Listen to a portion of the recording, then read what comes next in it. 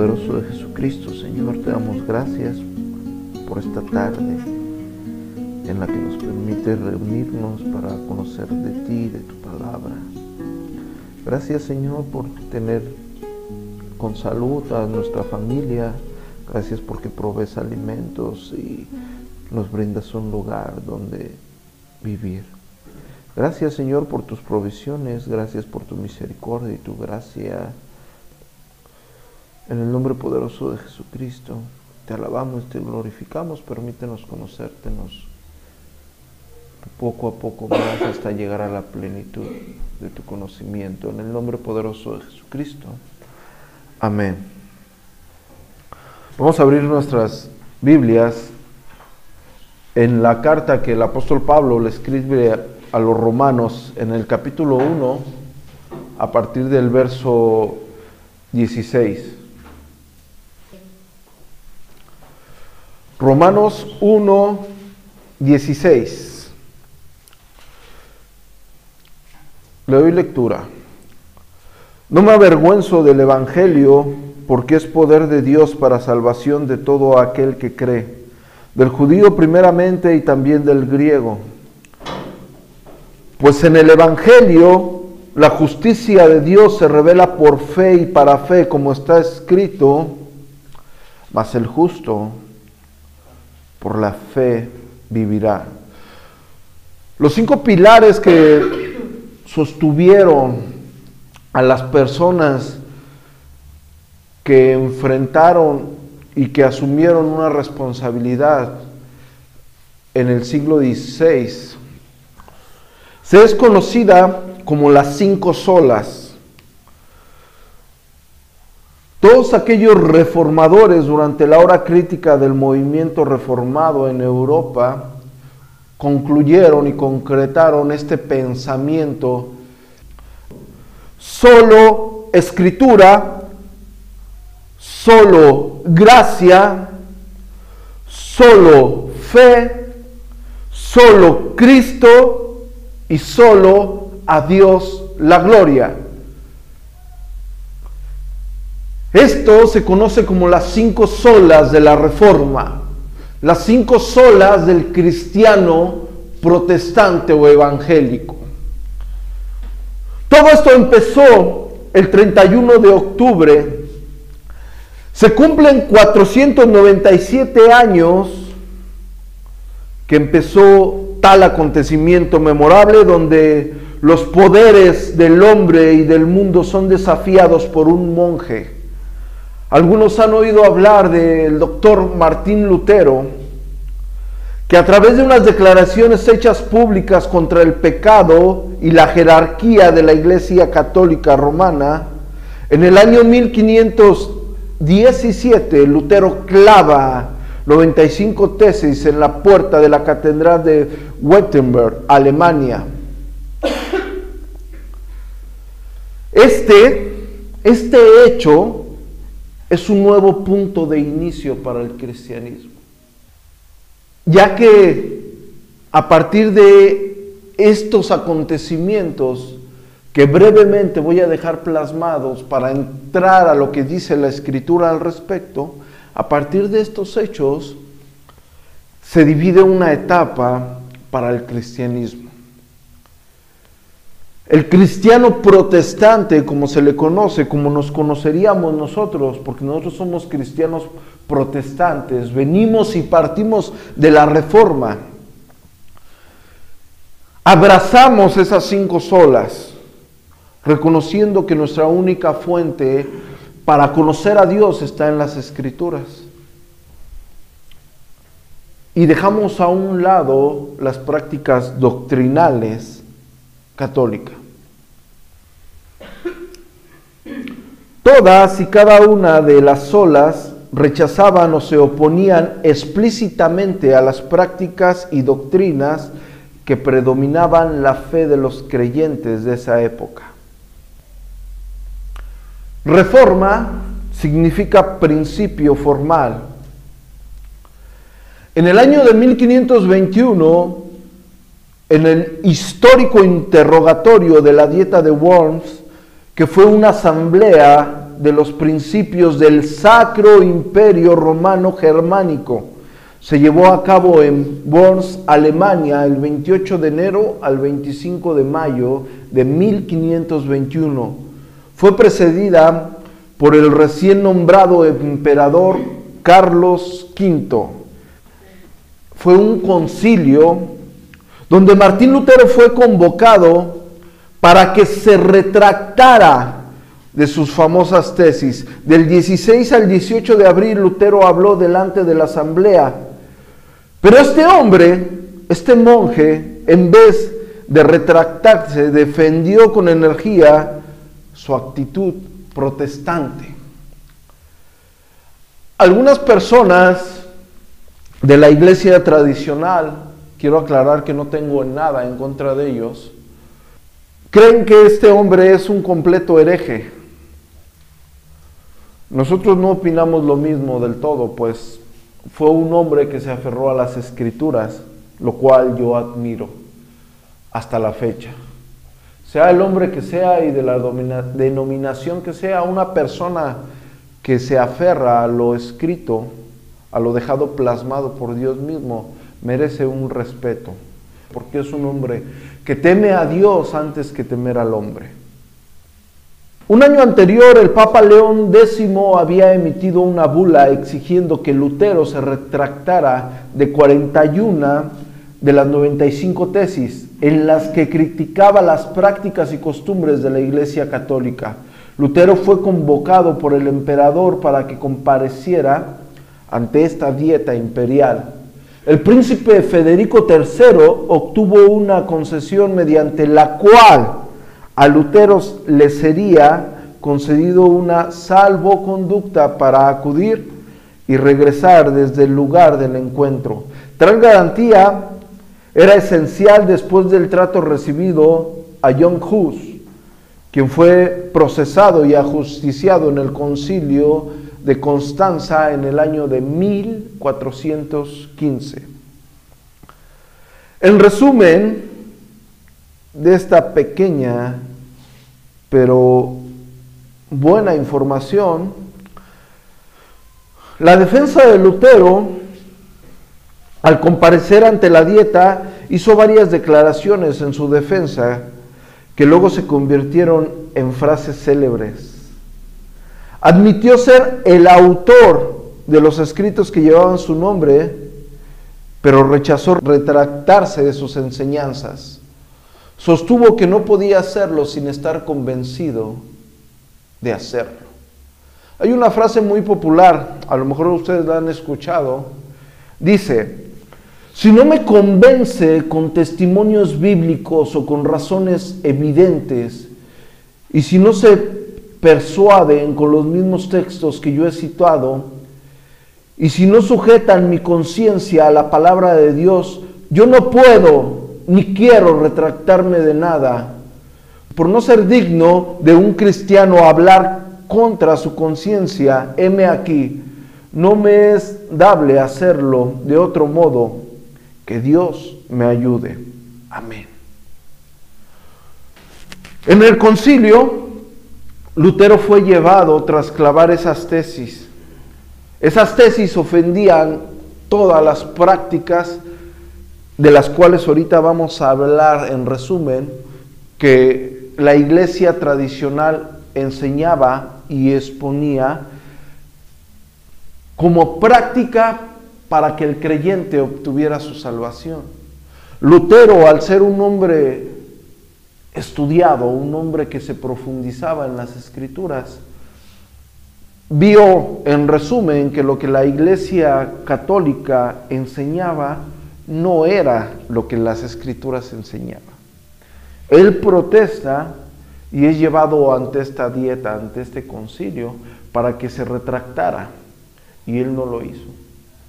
Y empezó la reforma. Del mismo modo, la Confesión de Bélgica estableció: creemos que esta Santa Escritura contiene de un modo completo la voluntad de Dios, y que todo lo que el hombre está obligado a creer para ser salvo se enseña suficientemente en ella. todo. Tampoco está permitido igualar los escritos de ningún hombre, a pesar de los santos que hayan sido, con las divinas escrituras, ni la costumbre con la verdad de Dios, pues la verdad está sobre todas las cosas, ni el gran número, antigüedad y sucesión de edades o de personas, ni concilios, decretos o resoluciones, porque todos los hombres son de suyo mentirosos y más vanos que la misma vanidad. Por tanto, rechazamos de todo corazón todo lo que no concuerda con las Escrituras. Esto fue citado en la Confesión de Bélgica. En sí, la reforma o los reformadores lo que quieren hacer es volver al origen de la fe. ¿Por qué nosotros pensamos en dejar asentado esto a pleno siglo XXI? Porque estos hombres, las prácticas que tenían en ese tiempo, las prácticas católicas que ejercían y los hacían llevar o pensar el estar desacuerdo con las Escrituras, concuerda mucho con nuestra época y con el cristianismo actual, donde las prácticas de la iglesia, entre comillas, protestante, están muy lejos de lo que dice la Escritura. Actualmente una iglesia evangélica protestante, y lo digo entre comillas, dice la persona que precede el púlpito, en vez de decir las Escrituras dicen, se para enfrente y dice, Dios me dijo. No hay un Dios me revela. Dios ya se reveló a través de su único Hijo, el cual está plasmado desde Génesis hasta Apocalipsis. Esto era un intento de enderezar la senda desviada de la iglesia de ese momento hacia la verdad, hacia la luz de Jesucristo. En concreto, era un despertar hacia la palabra bendita de Dios. Tenemos que ver el contexto histórico por qué estos hombres de Dios hacen esto. Es decir, la condición en que se encontraba la iglesia. Primero tenemos que entender que la iglesia católica estaba completamente desviada de la verdad. La autoridad de la iglesia era el Papa, las tradiciones y lo que se decía y lo que conllevaba todo ello. Su triste condición moral y espiritual los llevaba al pecado, la violencia, el poder, el desastre espiritual había minado y entregado al creyente en el yugo de Satanás. Yo voy a estar incurriendo en que cada cosa que yo esté diciendo y plasmando con antecesiones históricas la traigamos cada uno de nosotros presente a nuestra mente, viendo cómo la iglesia de hoy en día hace lo mismo, desvía completamente de la verdadera fe a la persona o al creyente que asiste a una de estas susodichas iglesias evangélicas, donde no se predica el evangelio, se predican pensamientos humanistas, donde lo único que hacen es entretener a la persona, donde nunca será confrontada con el pecado. Y un hombre que no es confrontado con el pecado no se conocerá a sí mismo y no conocerá a Dios mismo.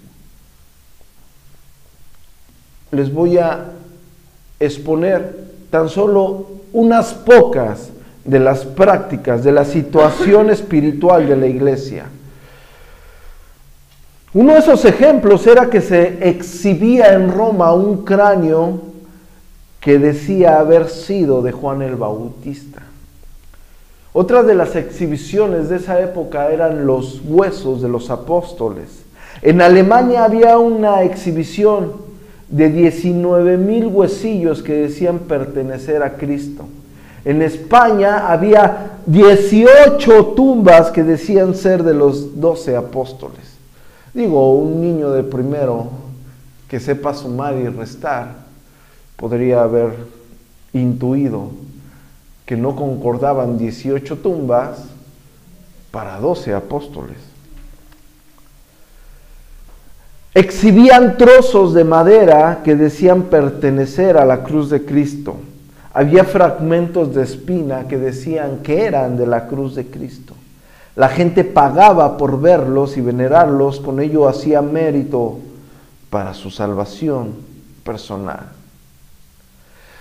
A lo mejor muchos de ustedes han pasado por la idea, antes de llegar al conocimiento de las Sagradas Escrituras, y algunos de ustedes, a lo mejor sus familias, les han hablado de un purgatorio. Esto hacía temblar en aquella época a los creyentes. En Roma había 30 monedas de plata que aseguraban eran las que Judas recibió por traicionar a Cristo. Si el feligrés lograba besar y pagar por su indulgencia, esto reduciría 50 años de penitencia en el purgatorio. Este dogma era un instrumento de terror para las personas que creían en esa época. Los papas, los famosos y populares papas, hoy hay hasta papamóvil. Ha sido ocultada una historia, históricamente es llamada como la historia del oscurantismo papal. Eran verdugos del pueblo, ordenaban matanzas, asesinatos, arrasaban pueblos enteros, sometían reinos bajo su dominio, entregados al placer y lujuria. Alejandro VI se dice que sus amantes en el Vaticano eran retratadas por famosos pintores para luego ser veneradas como imágenes de la Virgen María. Se han escrito que tuvo como amante a su propia hija, Lucrecia Borgia. Julio II quiso ser conocido como el Papa Guerrero, con su armadura puesta y librando batallas. León X se propuso construir la Basílica de San Pedro con los dineros de los pueblos, de la gente humilde, amenazando con el infierno si no ayudaban a esta causa. El padre Zell, cuando llegó a Alemania, decía que aún no terminaba de caer la moneda en el fondo del cofre cuando el alma salía de las penas del purgatorio. Vendía indulgencias donde absolvía de pecados aún no consumados. La reforma o el reformador refleja un anhelo del verdadero creyente en Jesucristo, Hijo de Dios, por el que aspira a vivir su palabra y conocer lo que hay en su palabra. En el año 1000 después de Cristo, los valdenses, guiados por Pedro Baldo, un cristiano ferviente, pastorea un segmento y se radican en el norte de Italia. John Hus nace en 1380 y predicó la verdad de las Escrituras, se aferró a ellas, condenando la corrupción y los excesos morales de la iglesia. Geert Grote nació en octubre de 1340 en Holanda y promovió la vida sencilla, la pobreza, predicó el arrepentimiento, la oración, el ayuno, la vida sincera y de integridad. El despliegue de la reforma no es propio de una sola persona. Muchos atribuyen la reforma protestante a Martín Lutero, pensando que únicamente Martín Lutero fue el único reformador. Otros tanto atribuyen esta idea a Juan Calvino, pensando que fue el único reformador, y no es así. Martín Lutero hizo esta labor en Alemania, mientras Juan Calvino lo hizo en parte de de Suiza y Francia, mientras que Ulrico Zwingli en Suiza, Menno Simons en Holanda, Juan Knox en Escocia. Así que para entrar a nuestro estudio, debemos de entender que los líderes de la Reforma trabajaron por separados de la Iglesia romana. Rehusaron a la autoridad humana del Papa aferrándose al Santo Evangelio o a las Escrituras. Se propusieron obedecer a Dios antes que a los hombres. Ellos no querían como prioridad salirse de la iglesia tradicional. Lo que ellos querían era corregir las prácticas erróneas que tenía esa iglesia. Pero al no conseguirlo, se vieron forzados por la integridad y convicción que Dios les había dado a desde afuera trabajar. Por ello, nosotros somos conocidos como cristianos protestantes, como cristianos evangélicos. Si ustedes llegan a hablar con una persona del otro bando, por decirlo así, de la iglesia católica, ellos le van a decir que ustedes son cristianos protestantes. De hecho, una vez se hizo un evento y fuimos a repartir folletos, a hablar para que asistieran a ese evento donde íbamos a predicar el Evangelio, las verdades que Jesucristo había enseñado.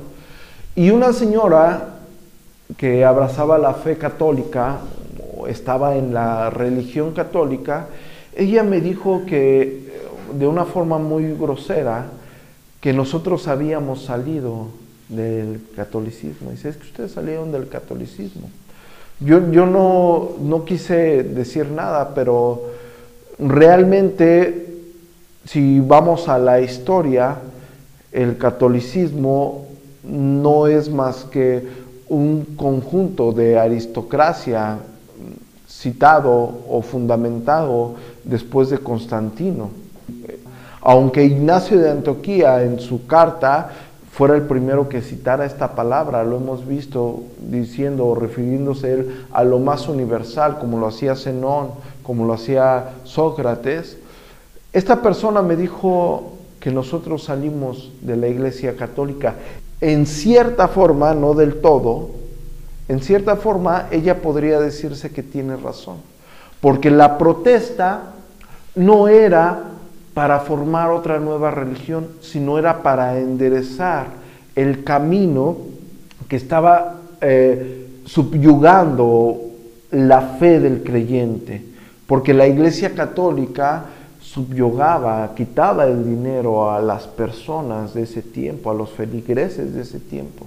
Entonces los protestantes, al verse persuadidos por las Escrituras, al ver cómo las prácticas que hacía la Iglesia Católica, en vez de darle una vida en paz, conforme a Dios, al creyente, lo que hacía era despojarlo de todo su dinero. Vivían en la absoluta miseria. Ahora, yo les dije hace rato que lo trajeran esto en mente y lo compararan con la iglesia en la actualidad. Y está pasando absolutamente lo mismo. Aquellos llamados pastorcillos, pastores, que se dicen ser ministros, no son más que lobos vestidos de oveja, que engañan al pueblo pidiéndole diezmos, ofrendas, primicias, quitándole todo el dinero a hombres y mujeres que con el corazón en la mano van a una iglesia pensando que ahí van a conocer más de Dios y que van a encontrar la paz que por siempre han buscado y que solamente encontrarán en Jesucristo. Y personas en la actualidad se alejan de una iglesia católica para buscar en una iglesia evangélica las verdades bíblicas y se encuentran con la gran sorpresa que en el púlpito no hay sino personas despiadadas que aparentan humildad y aparentan nobleza y que con esa apariencia despojan absolutamente de todo al creyente. Esto es una realidad. No estoy hablando de un cuento ficticio.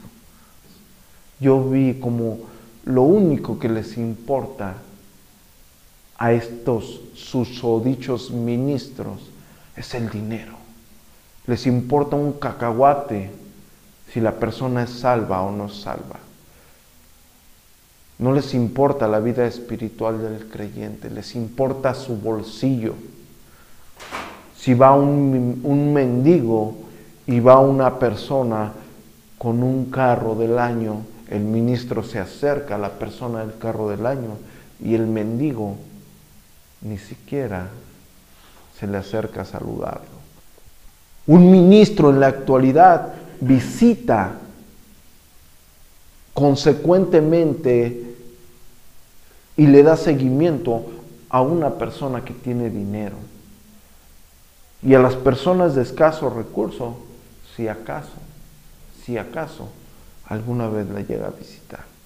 Uno de estas personas que se dice ministro porque alguna vez estudió un instituto o porque alguna vez fue a algún concilio y tiene un diploma en el cual él dice ser amparado para pastorear. Claro que el pastoreo lo delega a Dios, no un nombre, no un título. No hay una sucesión apostólica, eclesiástica, donde un hombre pueda reclamar que solamente él puede delegar a alguien el pastoreo. No lo hay. Así que la reforma de aquellos tiempos, que era hacia la Iglesia Católica, no se aleja mucho de la reforma que está aconteciendo en este tiempo, donde el cristiano evangélico, donde el cristiano que ha abrazado a Jesucristo como su único y suficiente Salvador, está siendo extorsionado. Así que empezaremos nuestro estudio.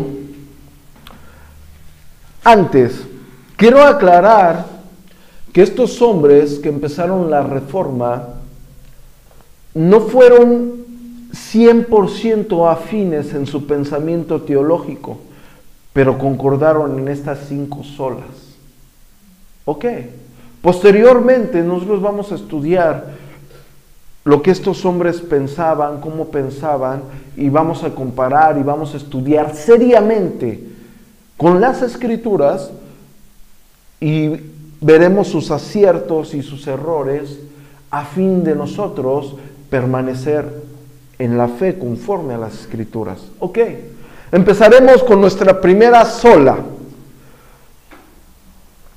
Sola Scriptura en latín, que quiere decir solo la escritura o solo la palabra. Los reformadores afirmaban que todo lo que se cree y practica debe de tener como fundamento único lo que se dice en las Santas Escrituras. El Papa, la Iglesia, la tradición, los concilios, los pastores, los apostolillos o profetillas no pueden estar sobre la autoridad única que son las Santas Escrituras.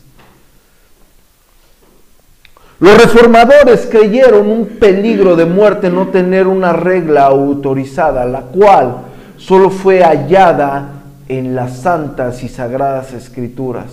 Y solo la Escritura es la autoridad de interpretación y régimen del cristiano. Segunda de Timoteo 3:16. Vamos a segunda de Timoteo 3:16.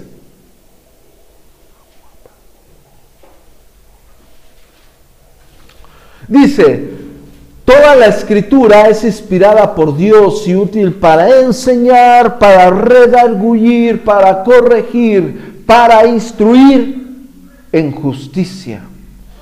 Cuando está diciendo que para instruir en justicia, significa que tiene la capacidad de inspirar y tiene el soplo mismo de Dios. En Génesis 2:7 dice: entonces Jehová Dios formó al hombre del polvo de la tierra y sopló en su nariz aliento de vida, y fue el hombre un ser viviente. Y si vamos a Juan 6:63, dice: el espíritu es el que da vida, la carne para nada aprovecha. Las palabras que yo he hablado son espíritu y son vida. Así que la palabra es vida, vigente y vivificante. Vamos a Hebreos 4:12. Porque la palabra de Dios es viva y eficaz y más cortante que toda espada de dos filos, y penetra hasta partir el alma y el espíritu, las coyunturas y los tuétanos, y discierne los pensamientos y las intenciones del corazón. La palabra de Dios es lo único que puede regir la conciencia del hombre, del creyente. Vamos a Primera de Pedro 1:23.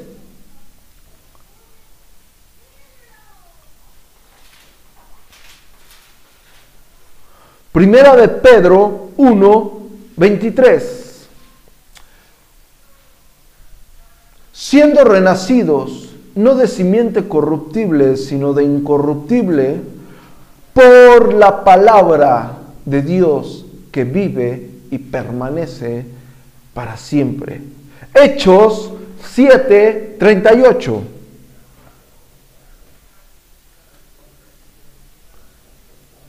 Este es aquel Moisés que estuvo en la congregación en el desierto con el ángel que le hablaba en el monte Sinaí, y con nuestros padres, que recibió palabras de vida que darnos.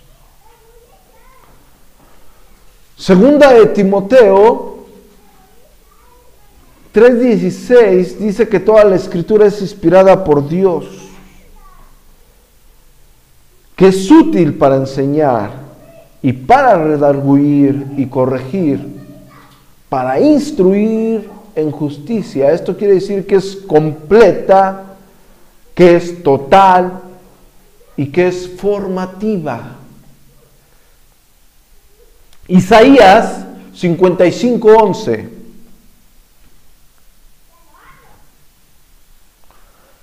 Así será mi palabra que sale de mi boca. No volverá a mí vacía, sino que hará lo que yo quiero y será prosperada en aquello para que la envié. Así que la palabra misma de Dios, gracias, la palabra misma de Dios cumple el objetivo. Vamos a Jeremías 23:29.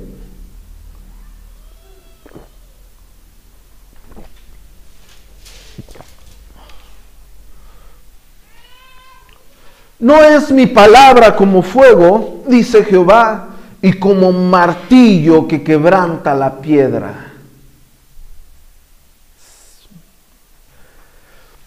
Vamos a Primera de Tesalonicenses 2:13. Por lo cual, también nosotros sin cesar damos gracias a Dios de que cuando recibisteis la palabra de Dios que oíste de nosotros. Así que opera efectivamente. Efesios 6:17.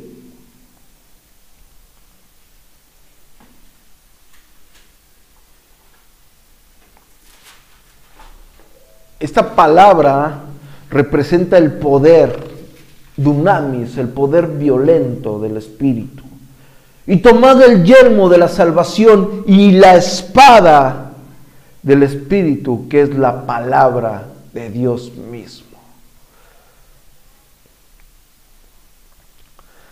Por lo tanto, la Escritura, o nuestra primera sola Escritura, es la regla inerrante, la inefable palabra de Dios. No debe cambiarse por un hombre o se debe confiar en la revelación de otra persona, sino únicamente y por encima de todo están las santas escrituras.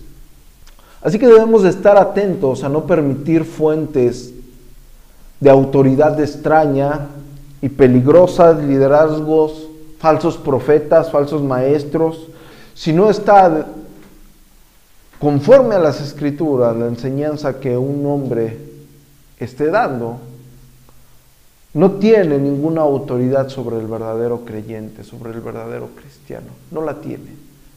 Nuestra única fuente de sabiduría para conocer a Dios, para regirnos por Dios mismo, son las escrituras.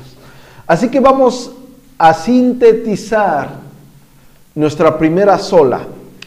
Sola escritura. Afirmamos que la escritura inerrante es la única fuente de revelación divina estricta, la cual es lo único que puede regir la conciencia. La Biblia sola enseña todo, absolutamente todo lo que es necesario para nuestra salvación. Y es la medida con la cual todo el comportamiento del cristiano debe medirse. Negamos que cualquier credo, concilio o individuo pueda regir la conciencia del cristiano, que el Espíritu Santo habla independientemente o lo contrario de lo que está escrito en la Biblia, o que experiencias espirituales personales puedan ser en alguna forma u ocasión medio de revelación. Nuestra única y total fuente son las escrituras. Solo escritura. Vamos a nuestra segunda sola. En latín, sola gratia. Traducción, sola gracia o solo la gracia.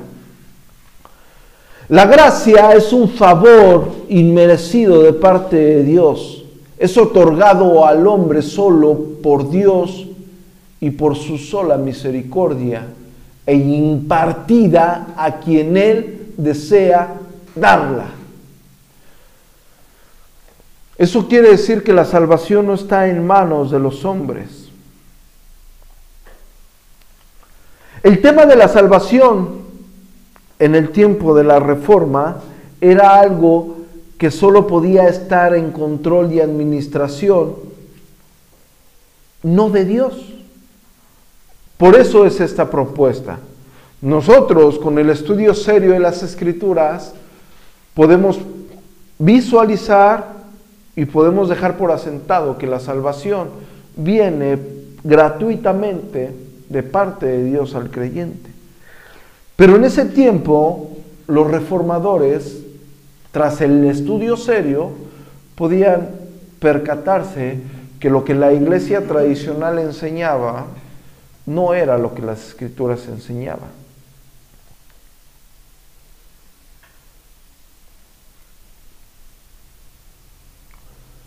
En ese tiempo, la Iglesia Católica enseña que el hombre debe ganarse el favor de Dios, luego añadir algo de obras para la consumación de su salvación. Así que el creyente debía de cumplir con los sacramentos, con las penitencias, con los rituales que enseñaba la Iglesia Católica. Solamente así un creyente de esa época se le enseñaba que solamente así adquiría la salvación. No estamos lejos que en una iglesia evangélica se enseñe que debes de hacer algo para ganar la salvación. Incluso hay personas que creen en la actualidad, evangélicos, que se les enseña que la salvación puede perderse. Hay personas que enseñan desde un púlpito que si no diezmas, que si no traes tu ofrenda, pierdes la salvación. Estamos hablando de, entre comillas, cristianos evangélicos. La salvación es por gracia. Así que la posición de los reformadores, ellos concluyeron que el pecado del hombre es tan grande que nada puede pagar por ello. Por tal causa, Dios es el único administrador de la salvación del hombre. No es necesaria la mediación de la iglesia, de los hombres, de las instituciones. Así que únicamente la gracia de Dios es suficiente.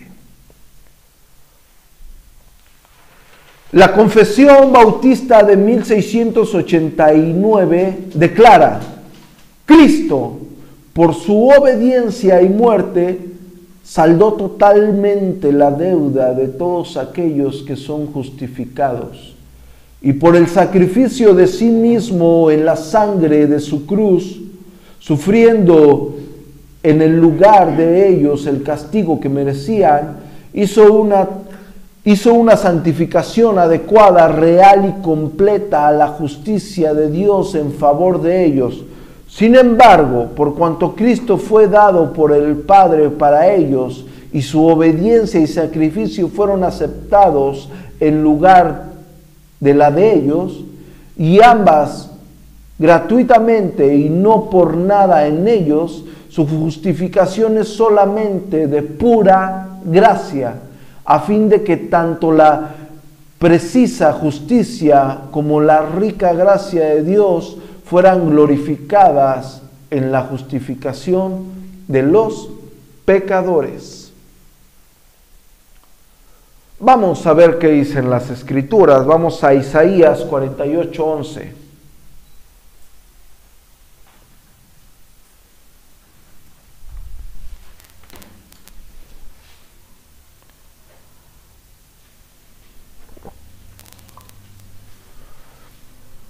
Isaías 48:11 dice: por mí, por amor de mí mismo lo haré, para que no sea mancillado mi nombre, y mi honra no la daré a otro. Efesios 2:1. Y Él os dio vida a vosotros cuando estabas muertos en vuestros delitos y pecados. ¿Quién nos dio vida? Él o nosotros mismos. ¿Fue mi decisión o fue porque Él quiso? Fue porque Él quiso, fue por su pura gracia. Efesios 2:8 dice: porque por gracia sois salvos por medio de la fe, y esto no de vosotros, pues es don de Dios. Efesios 2:9 dice: no por obras, para que nadie se gloríe.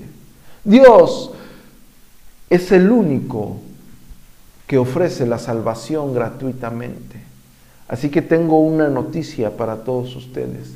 Dios no comparte su gloria absolutamente con nadie. Con nadie. Romanos 8:29. Le doy lectura en Romanos 8:29.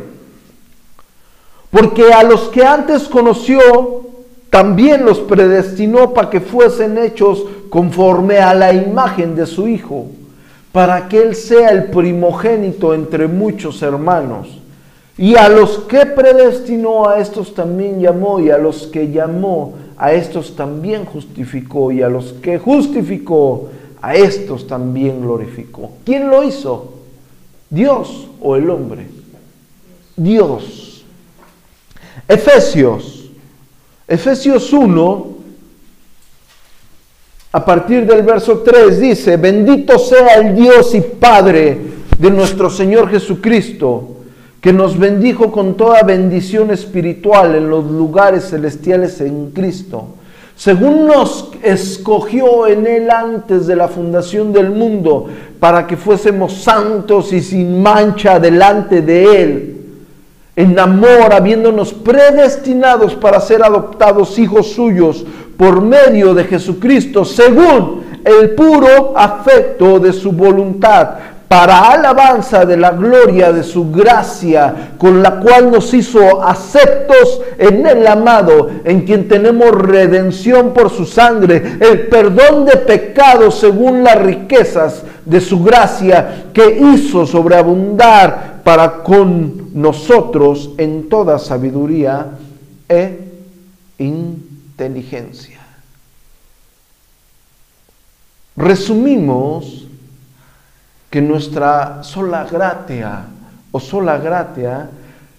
reafirmamos que en la salvación somos rescatados de la ira de Dios solamente por su gracia.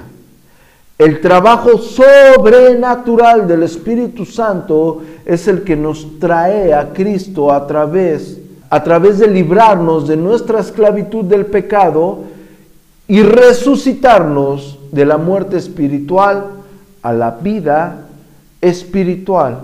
Por lo tanto, negamos que la salvación sea de alguna manera el resultado del trabajo humano, métodos humanos, técnicas o estrategias humanas que en sí mismas no pueden producir esta transformación. La fe salvadora no es producida por nuestra naturaleza humana o regeneradora, es solamente dada por parte de Dios al pecador de pura gracia.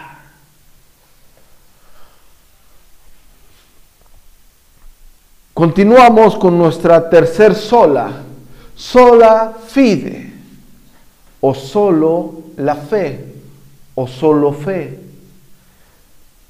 Los reformadores predicaron que la parte del hombre es responder a la misericordia de Dios, de su gracia. Esta respuesta es traducida por su sola fe. Y para efectos de la salvación no debía estar adornada con obras que le condujesen a ser salvo.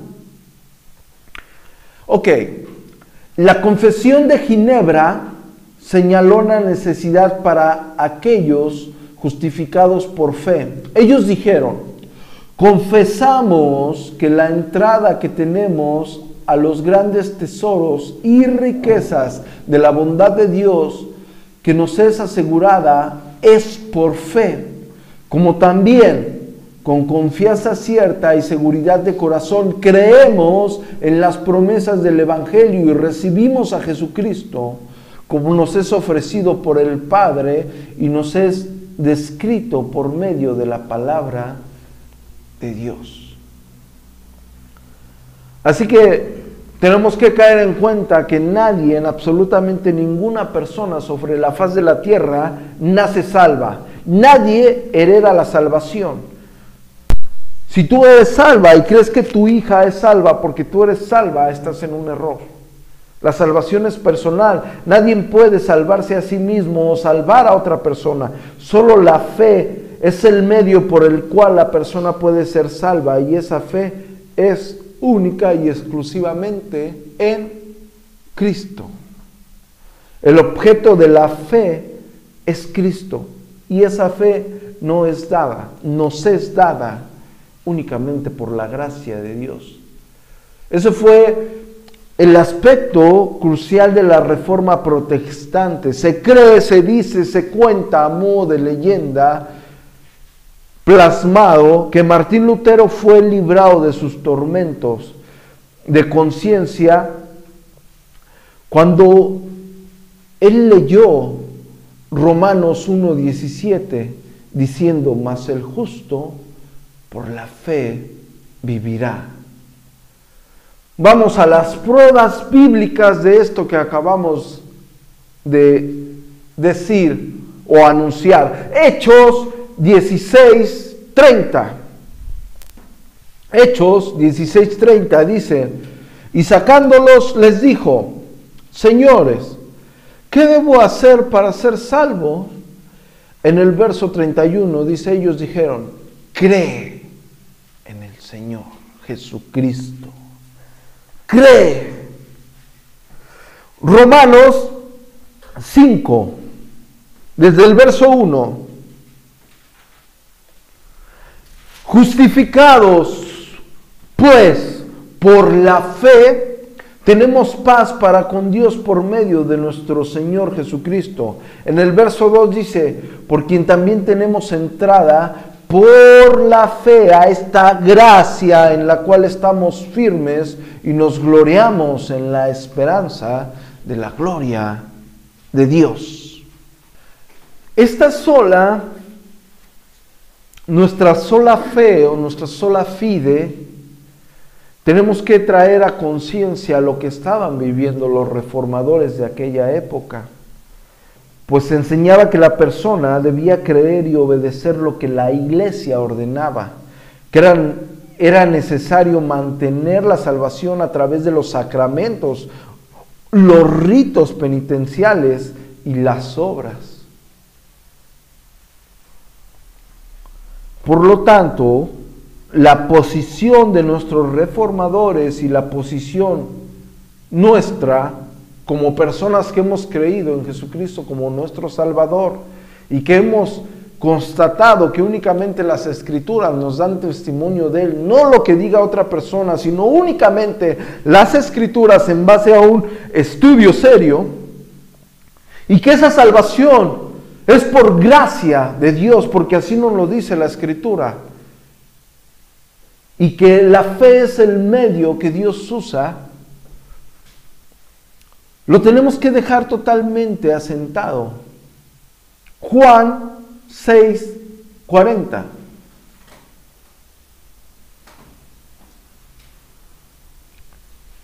Y esta es la voluntad del que me ha enviado, que todo aquel que vea al Hijo y cree en Él, tenga vida eterna, y yo lo resucitaré en el día postrero. Aquel que cree en Él, no aquel que asista a una iglesia, pase al frente y le hagan repetir o balbucear una oración, va a ser salvo, sino aquel que verdaderamente tuvo fe en el Señor Jesucristo. Y según la carta, su primera carta de Juan, a partir del capítulo 3, inclusive toda la carta de Juan desde el capítulo 1, nos da referencia que aquella persona que verdaderamente tuvo fe, que verdaderamente creyó en Jesucristo, cambió su vida. No vive una vida practicando el pecado. Se alejó completamente siguiendo a nuestro Señor Jesucristo. El Evangelio es un llamado a seguir los pasos del Maestro. Dios llama a sus santos a que le sigan, que sean hechos y transformados a la misma imagen de nuestro Señor Jesucristo. Así que, tomando en cuenta el texto que le hizo rebotar a Martín Lutero, Romanos 1:17, dice, porque el Evangelio, la justicia de Dios se revela por fe y para fe, como está escrito, mas el justo por la fe vivirá. Santiago 2:18. Santiago 2:18. Pero alguno dirá, tú tienes fe y yo tengo obras. Muéstrame tu fe sin tus obras y yo te mostraré mi fe por mis obras. Las obras a la cual se está refiriendo este texto no es a las obras por las cuales tú pretendas o quieras obtener la salvación, sino son las obras que muestran que eres salvo.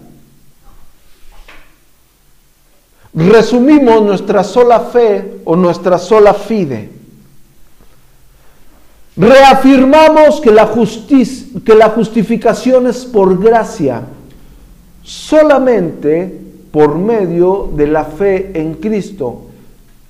En la justificación, la santidad de Cristo es imputada a nosotros como la única posible santificación a la justicia perfecta de Dios. Negamos que la fe salvadora emerge del corazón del hombre pecador. La fe salvadora es un don de Dios y como tal, es solo Dios quien lo da libremente a quien Él quiere. El hombre muerto en sus pecados no puede generar la fe para creer en Dios. Esto es un regalo de la libre voluntad de Dios y la base de la fe es el testimonio de Dios, el cual está revelado en la Santa Palabra. Afirmamos que el objeto de la fe es Cristo y su obra redentora en la cruz. Así, y solo así, es que solamente por medio de la fe es el medio por el cual la gracia de Dios nos da testimonio de la salvación. Amén. Vamos a nuestra cuarta sola. Solus Christus, o solo Cristo. Jesucristo es la figura central del Evangelio, la segunda persona de la Santísima Trinidad. Es Dios mismo hecho hombre. Él y solo Él es la única puerta de acceso a Dios. Su mediación es exclusiva, única y sin intermediarios. Juan 14:6.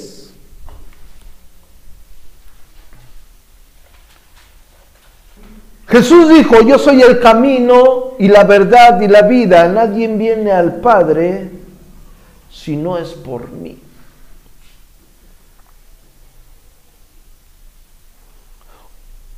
Vamos a ver qué dice la Escritura al respecto de esto que dijo nuestro Señor Jesucristo. Primera de Timoteo 2. Primera de Timoteo 2, el apóstol Pablo escribe su primera carta a nuestro joven ministro y dice: porque hay un solo Dios y un solo mediador entre Dios y los hombres, Jesucristo, hombre. Cristo y solo Cristo es el centro. No hay nada ni nadie más.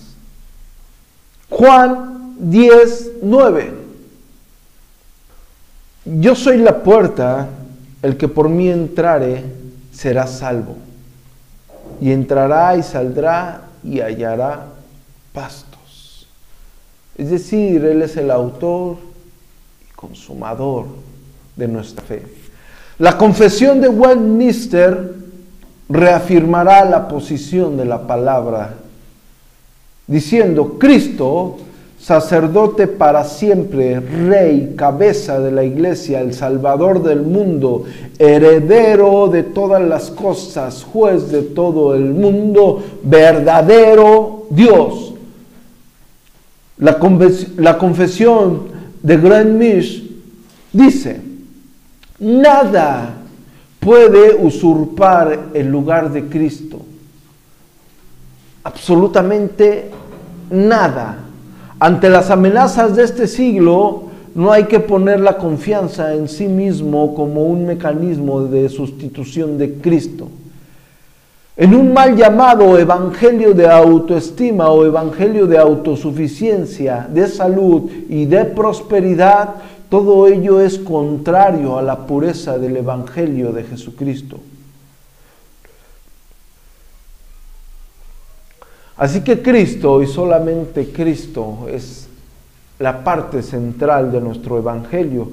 Como diría Juan Calvino en muy conocido libro, La institución de la religión cristiana, dijo: intervino Cristo e intercediendo por nosotros, tomó sobre sus espaldas la pena y pagó por todos los que los pecadores habían de pagar por justo juicio de Dios, que expió con su sangre todos los pecados que eran causa de la enemistad entre Dios y los hombres, que con esta expiación se satisfizo el Padre. Vemos solamente hacia Cristo para obtener favor divino y amor paternal. De la misma manera, vamos a citar lo que dijo el Catecismo de Heidelberg a modo de pregunta. Dice: ¿creen pues también en el único Salvador Jesús aquellos que buscan su salvación en los santos, o en sí mismos, o en cualquier otra parte? No, porque aunque de boca se gloríen de tenerle por Salvador, de hecho niegan al único Salvador Jesús, pues necesariamente resulta o que Jesús no es perfecto Salvador, o que aquellos que con verdadera fe le reciben por Salvador tienen que poseer en Él todo lo necesario para su salvación. Así que resumimos nuestra cuarta sola, que es solus Christus o solo Cristo, reafirmando que nuestra salvación es obtenida por la pura gracia de Dios, mostrando en la obra redentora y mediadora de Cristo su vida sin pecado y su pago sustitutivo por los pecados solamente son suficientes para nuestra justificación y reconciliación con el Padre. Negamos que el Evangelio sea predicado sin el trabajo sustitutivo de Cristo. Si es así, entonces esto no se debe llamar Evangelio. Y concluimos con nuestra quinta sola: Soli Deo Gloria, que quiere decir solo a Dios la gloria. La salvación procede solo de Dios para su gloria, y que la finalidad es que el hombre le sirva y le honre. Negamos que a Dios se le puede glorificar si confundimos adoración con entretenimiento. Es peligroso hacer de la vida cristiana y de la iglesia un escenario para venerar al hombre. La Confesión de Westminster reafirma esta posición. Dice: Dios único, viviente, verdadero, perfecto, Espíritu purísimo, invisible, inmutable, inmenso, eterno, todopoderoso, sabio, santo, libre, absoluto, amoroso, benigno, misericordioso, paciente, verdadero, perdonador, glorioso, bondadoso. Vamos a 1 de Timoteo 1:17.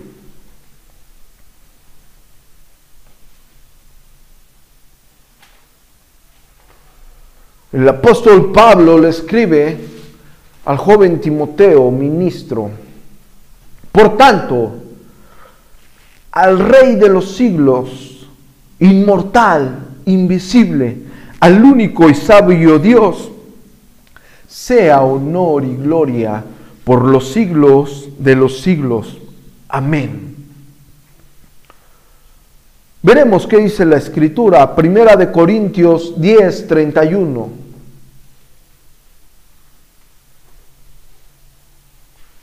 Primera de Corintios 10:31, el apóstol Pablo manda una carta a Corintios, la peor iglesia que existía, diciendo: si pues coméis o bebéis o hacer otra cosa, hacerlo todo para la gloria de Dios. Primera de Pedro 4:11. Nuestro apóstol Pedro, quien alguna vez negara a nuestro Señor Jesucristo y fuera transformado radicalmente por el Espíritu Santo, dijera, si alguno habla, hable conforme a las palabras de Dios. Si alguno ministra, ministre conforme al poder de Dios da, para que en todo sea Dios glorificado por Jesucristo, a quien pertenece la gloria y el imperio por los siglos de los siglos. Amén. Apocalipsis, en el capítulo 1, verso 6, nuestro apóstol Juan, siendo enviado a la isla de Patmos, dijera, y nos hizo reyes y sacerdotes para Dios, su Padre. A Él sea la gloria, el imperio, por los siglos de los siglos. Amén. La carta a los Efesios 3:21 dice, a Él sea la gloria en la iglesia, en Cristo Jesús, por todas las edades, por todos los siglos de los siglos. Amén.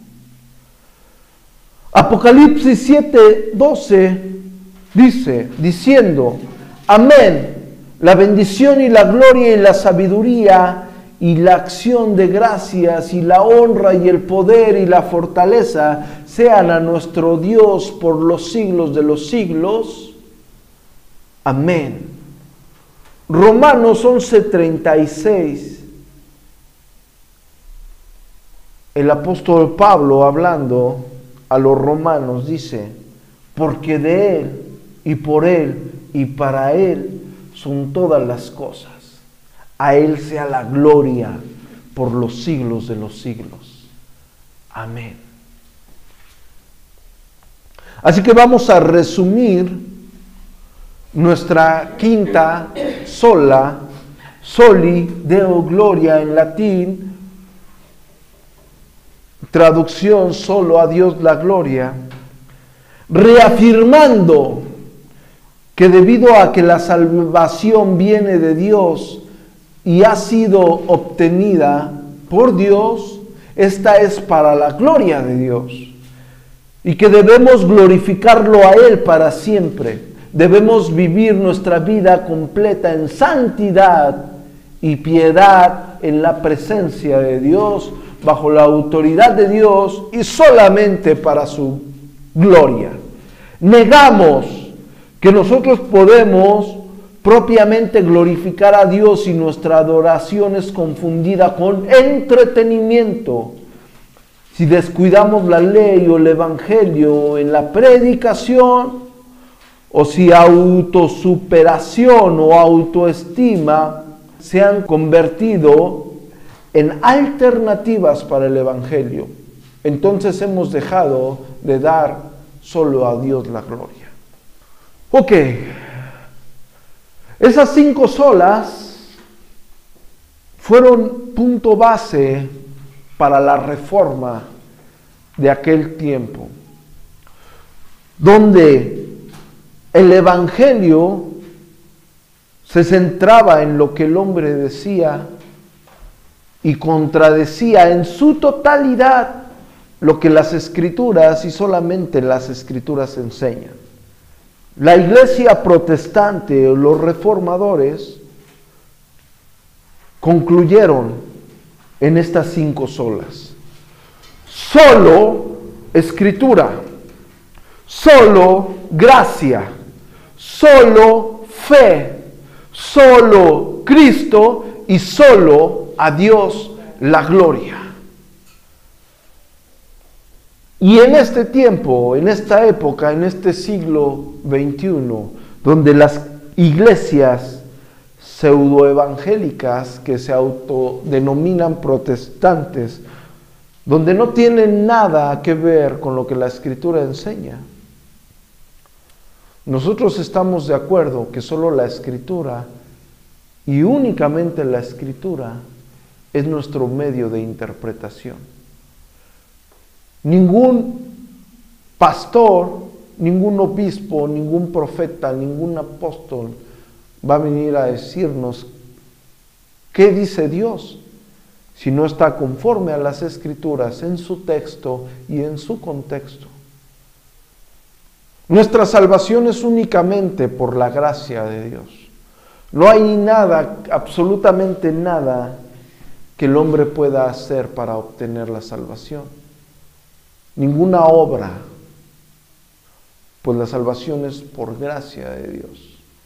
Y el medio que usa Dios para darnos esa salvación que es por gracia es la fe. ¿Y en quién tenemos que tener fe? En Cristo, que es el centro del Evangelio. Solo Cristo y nada más que Cristo. Y todo, absolutamente todo, es para la gloria de Dios. Amén. Señor, te damos gracias. Gracias, Padre. Gracias por mostrarnos en tus santas escrituras quién eres. Gracias por habernos regalado tu salvación por gracia. Gracias, Señor, por depositar fe en nosotros. Gracias, Padre, por mandar a tu Hijo Jesucristo a morir por nosotros. Gracias, Señor, porque únicamente a ti y nadie más que a ti te pertenece toda la gloria, desde los siglos hasta los siglos, Señor. En el nombre de Jesucristo. Amén y amén.